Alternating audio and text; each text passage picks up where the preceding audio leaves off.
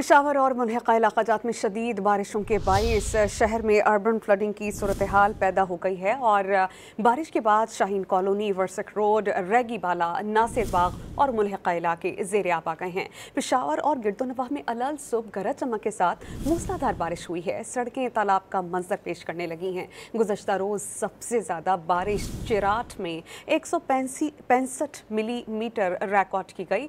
पेशावर शहर में 41 मिलीमीटर और एयरपोर्ट की हदूद में 35 मिलीमीटर बारिश रिकॉर्ड की गई।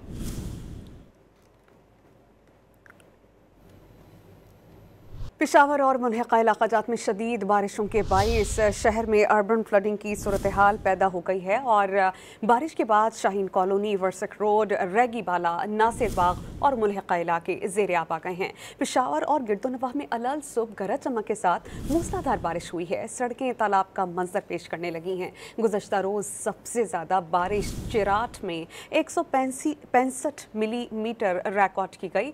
पेशावर शहर में 41 मिलीमीटर और एयरपोर्ट की हदूद में 35 मिलीमीटर बारिश रिकॉर्ड की गई।